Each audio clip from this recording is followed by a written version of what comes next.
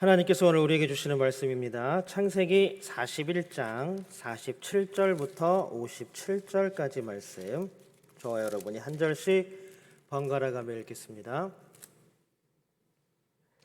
창세기 41장 47절부터 57절까지 말씀입니다.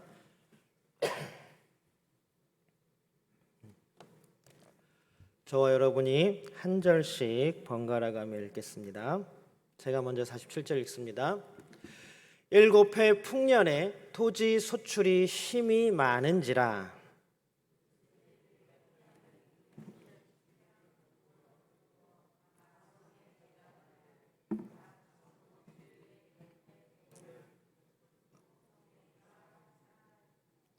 쌓아둔 곡식이 바다 모래같이 힘이 많아 세기를 그쳤으니 그 수가 한이 없음이었더라.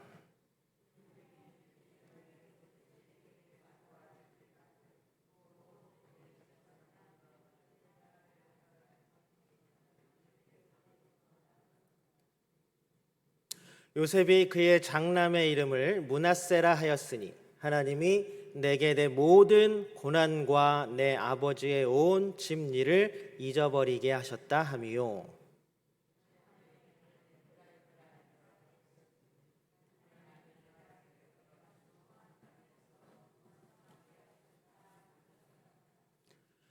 애굽 땅의 일곱 해 풍년이 그치고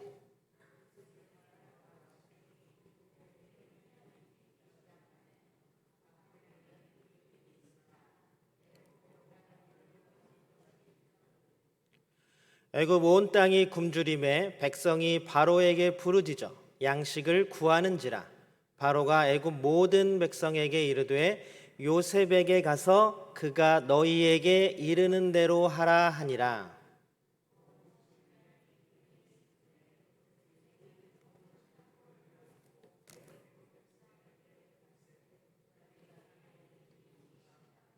함께 읽겠습니다. 각국 백성도 양식을 사려고 애굽으로 들어와 요셉에게 이르렀으니 기근이 온 세상에 심함이었더라. 아멘. 이 시간 예배 자리에 나오신 여러분들을 주님의 이름으로 환영합니다. 우리 예배드리는 이 시간 하나님의 은혜가 여기 모인 모든 분들에게 차고 넘치기를 주님의 이름으로 축복합니다.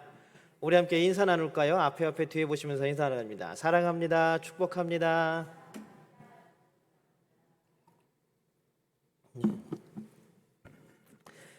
감사합니다. 여러분들 하나님이 여러분과 함께 하심을 믿으십니까? 여러분 항상 제가 자신이 말을 할 때마다 아니면 하나의 행동을 할 때마다 아니면 어떤 사람과 마주 앉을 때마다 하나님이 우리와 함께 하신다는 사실을 꼭 기억하십니까? 다행입니다. 원래 아무 대답이 없어야 이야기가 이어져 나가는데 오늘 설교 끝입니다. 놀라운 일이죠. 하나님이 우리와 함께 하신다는 사실을 깨닫는 것, 그것이 바로 하나님께서 말씀하신 임마누엘의 복입니다. 그 복을 우리가 풍성히 누리며 살아가는 사람들이 되기를 소망합니다. 요셉은 하나님이 함께 하신다는 사실을 분명히 믿었습니다. 우리가 살펴본 요셉의 인생 곳곳에서 우리가 하나하나씩 다 끄집어내면서 살펴보았죠. 요셉이 어떻게 하나님이 자신과 함께 하는지를, 또 하나님이 자신과 함께함을 의식하는지를 우리가 계속 살펴보았습니다. 그래서 지난주에 결론이 뭐였어요? 요셉은 하나님의 동역자로서 설 수 있었다였습니다. 그만큼 요셉의 삶이 하나님의 백성의 삶에 딱 들어맞는 삶이었다는 것이었습니다. 왜냐하면 지난주에 살펴본 거 한번 정리를 해볼까요? 하나님의 동역자 되는 사람의 첫 번째 특징이 뭐였습니까? 우리가 방금 나눈 이야기죠. 하나님이 자신과 함께 한다는 사실을 알고 있는 사람, 깨달은 사람, 항상 인식하고 있는 사람, 이것이 하나님의 동역자 된 사람의 첫 번째 특징이라고 말씀드렸습니다. 그 다음에는 무엇이었습니까? 하나님이 무슨 일을 하실지를 알고 동역하는 사람. 아니, 알아야 도와주죠. 알아야 같이 일을 하죠. 모르면 못하는 거예요. 근데 하나님의 동역자는 두 번째 특징이 뭐였냐면 하나님의 일을 분명히 깨달은 사람이었다. 알고 있는 사람이었다라는 말이었습니다. 요셉은 하나님의 일을 깨닫고 이해하고 동참하는 사람이었습니다. 그래서 하나님의 동역자, 또 하나님과 함께 일하는 사람이 되었습니다. 그런데 조금만 돌려서 우리가 요셉의 삶을 살펴봅시다. 여러분, 하나님의 동역자, 하나님이 함께 하시는 사람, 이러니까 막 요셉이 부러우세요? 안 부러우세요? 요셉의 삶은 요셉의 삶이고 내 삶은 내 삶이고 너는 너대로 살고 나는 나대로 살고. 많은 사람들이 요셉을 꿈의 사람 요셉, 그리고 또 요셉을 하나님의 동역자라고 얘기를 하면서 부러워합니다. 요셉처럼 어떻게 살아야 하는가라는 것들을 성경 공부도 하고 막 합니다.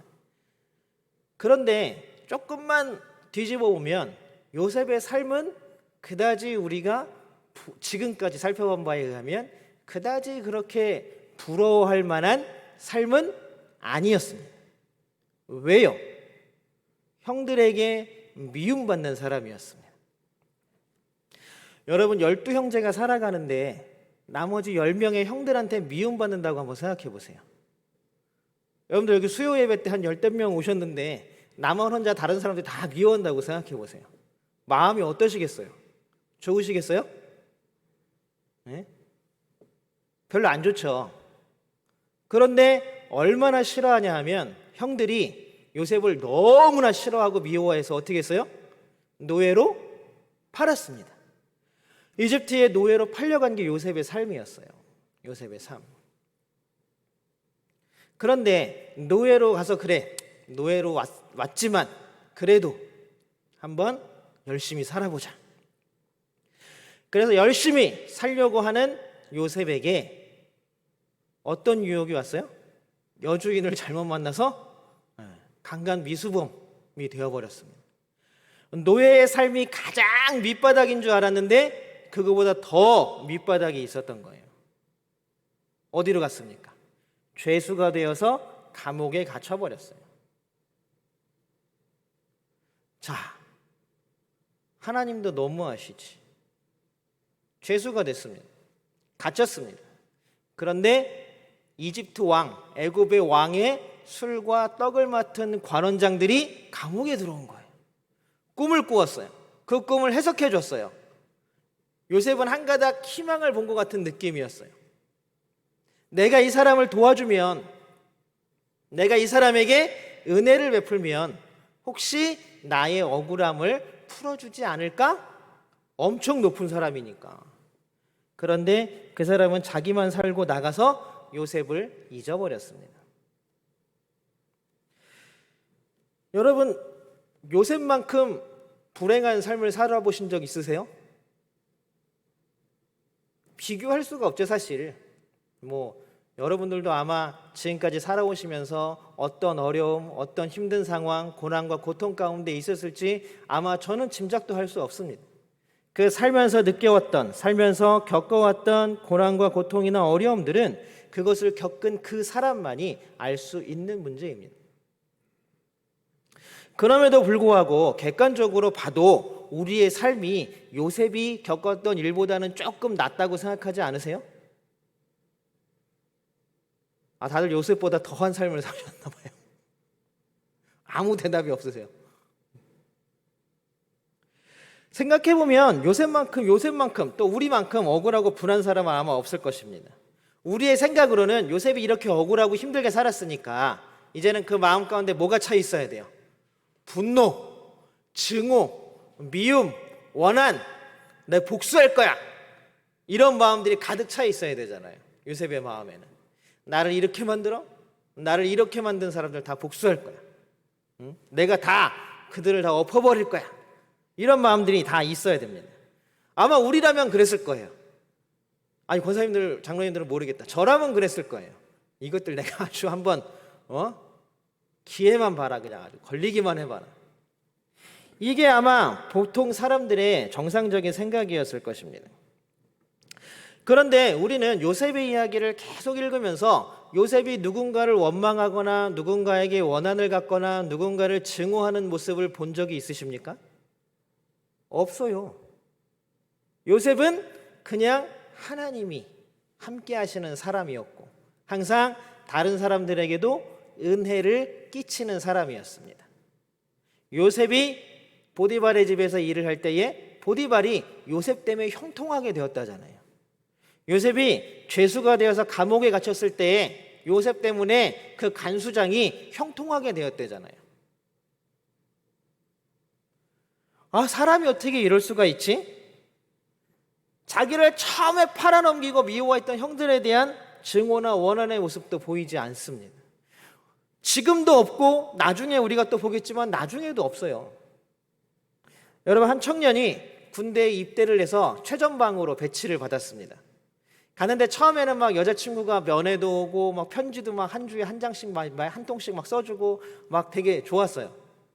오랜만에 막 전화하면 전화도 받아주고.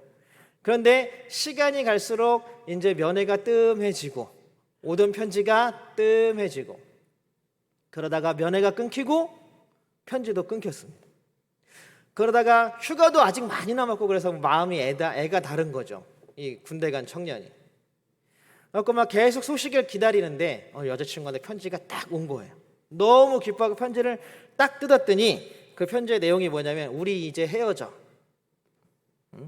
그리고 네가 가지고 있는 내 사진, 그러니까 군대 가니까 여자친구 사진 가져갔을 거 아니에요. 그 사진도 돌려줬으면 좋겠어. 이렇게 편지를 보낸 거예요. 그 남자친구가 완전 멘붕에 빠졌겠죠. 어떡하지? 막 슬프고 울고 막. 여러분들 군대 가서 여자친구랑 헤어지면 고참들이 엄청 잘해줘요. 한 며칠간은. 어쨌든 그런 시간들이 이렇게 지나가면서 남자친구가 이 남자 청년이 골똘히 생각하니까 너무 또 나중에 생각해보니까 슬픈 거를 넘어서 억울한 거예요. 군대 가 있는데 자기한테 뭐 잘못한 것도 없는데 갑자기 헤어지자 그래요. 그래서 갑자기 복수할 생각을 했습니다. 어떻게 복수를 할까? 그러다가 자기랑 같이 군 생활하는 동료들에게 각자의 여자친구 사진들을 다 받았어요. 그 여자친구가 뭐라 그랬어요? 자기 사진 달라 그랬잖아요. 그래가지고 한 10장을 딱 모아가지고 딱 보내면서 그랬대요. 내가 너 누군지 이름은 기억나는데 얼굴이 기억이 안 나서 사진을 못 찾겠어. 여자친구 내가 사귀고 있는 애가 10명인데 네가 찾아보고 네 사진은 가지고 나머지는 붙여줘. 뭐예요? 되게 유치하지만 이렇게라도 복수를 해야 자기 속이 시원해지는 게 바로 인간이라는 이야기입니다. 우리는 누군가와 조그만 의견 차이도 참지 못할 때가 많습니다. 한 번 맺었던 서운함이나 섭섭함이 1년, 5년, 10년, 평생 가기도 합니다. 작게라도 그 사람을 좀 어렵게 해야, 아니면 그 사람이 좀 어려움을 당해야 좀 내 속이 풀리는 것 같고 내 속이 좀 시원해지는 것 같은, 우리는 지극히 아주 정상적인 사람입니다. 이런 견지에서 보면 요셉이 좀 이상한 사람이죠. 이게 정상이라고 우리는 생각을 하는데 요셉은 전혀 이러한 기미도 보이지 않습니다. 요셉의 모습에서 어떠한 증오도 미움도 복수할 생각도 드러나 있지 않습니다. 그럼 요셉은 어떻게 이렇게 살 수 있을까? 야, 하나님과 함께하는 사람이라더니 정말 그런가? 하나님과 함께하면 맞습니다. 오늘 그 비결이 구체적으로 나옵니다. 우리 51절을 세 번역으로 한번 읽어보겠습니다. 51절입니다. 같이 한번 읽어보겠습니다. 시작.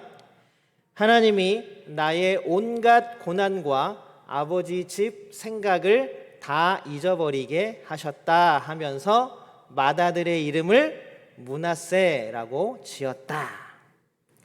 므낫세라는 이름의 뜻은 뭐냐면 잊어버렸다라는 뜻입니다. 잊어버리다, 잊어버림이라는 뜻입니다. 하나만 더 넘기면 뜻이 되는데 므낫세는 잊어버렸다라는 뜻이에요. 뭘 잊어버렸어요?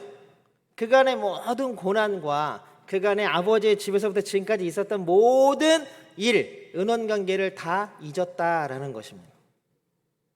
놀랍지 않으십니까? 여러분 한 번 맺힌 원한이, 한 번 맺힌 감정이 이렇게 쉽게 잊어버릴 수 있으십니까? 자신의 큰아들의 이름을 잊어버렸다라고 지을 정도로 요셉은 이제 그런 거에 대해서 연연하지 않는다고 이야기합니다. 과연 가능합니까? 내가 당했던 억울한 일들, 힘들었던 일들, 원망스러웠던 일들이 그냥 그렇게 쉽게 잊혀집니까? 아마 요셉도 마찬가지로 잊기 힘들지 않았을까요? 그런데 요셉은 어떻게 그것을 잊을 수 있었을까요? 오늘 성경에 보면 우리가 읽은 말씀에 바로 정답이 있습니다. 뭐라고 얘기합니까? 하나님이. 여러분, 하나님이 모든 것들을 다 잊어버리게 하셨다라고 요셉은 오늘 고백하고 있습니다. 사람의 생각으로는 도저히 그것을 잊어버릴 수가 없는 거예요. 사람의 의지로는 그것을 잊어버릴 수가 없는 거예요. 사람의 감정으로는 그것을 놓아둘 수가 없는 거예요. 그런데 오늘 요셉이 뭐라 그러냐 하면 하나님이 중간에 빼먹고 마지막에 동사가 뭐예요? 잊어버리게 하셨다. 그래서 요셉의 신앙 고백으로 큰아들의 이름을 뭐라고 지었다고요? 므낫세, 잊어버렸다라고 지었다라고 하는 것입니다. 여러분, 우리가 하나님의 힘이면 요셉과 같이 살 수 있는 줄로 믿습니다. 하나님의 놀라운 은혜가 우리의 과거들을 잊게 만드는 것입니다. 여러분, 과거에 계속 매여 있으면 우리에게 미래는 오지 않습니다. 과거에 계속 매여 있으면 우리는 오늘도 어제를 사는 거고, 내일도 그저께를 사는 거고, 1년 후에도 작년을 사는 거고, 10년 후에도 10년 전을 사는 거예요. 이게 내 마음 가운데 있는 한은 우리는 계속해서 미래는커녕 오늘도 살지를 못하고 계속 1년 전, 10년 전, 12년 전, 13년 전, 15년 전의 삶을 그냥 오늘도 계속 거기에 묶여서 살고 있는 거예요. 그러니 어떻게 앞으로 나아갈 수가 있겠습니까? 그러니 어떻게 앞으로 전진해 나갈 수가 있겠습니까? 그런데 요셉은 뭐라고 얘기하냐면 므낫세, 하나님이 잊어버리게 하셨다. 잊어버렸으니까 과거에 연연하지 않고 지금의 삶을 살 수 있는 거고, 지금의 삶을 살 수 있으니까 미래에 대한 소망이 올 수 있는 것입니다. 미래에 대한 소망, 요셉에게 미래에 대한 소망은 무엇이었을까요? 우리가 52절 한번 같이 읽어보겠습니다. 52절입니다. 세 번역으로 한번 읽어보겠습니다. 개혁개정인데 세 번역으로 한번 읽어볼게요. 시작. 둘째는 내가 고생하던 이 땅에서 하나님이 자손을 번성하게 해주셨다 하면서 그 이름을 에브라임이라고 지었다. 둘째 아들의 이름이 뭡니까? 에브라임. 에브라임의 뜻이 뭐예요? 번성하다예요. 번성하다. 놀랍지 않으십니까? 과거를 하나님이 하나님께 다 맡기니까 하나님이 다 잊어버리게 해주셨어요. 그랬더니 하나님께서는 그 요셉을 이제 미래의 소망을 주시고 번성하게 하셨다라는 사실입니다.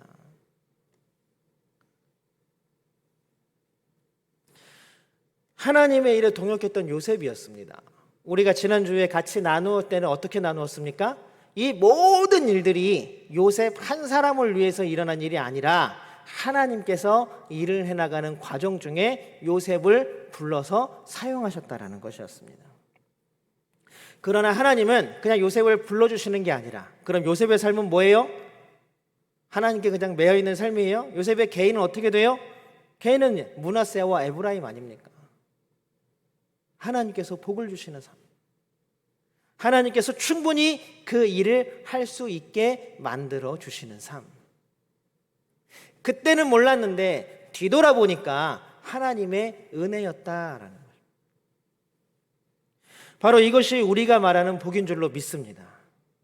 그때는 몰랐는데 지금 돌아보니까 하나님의 은혜였구나.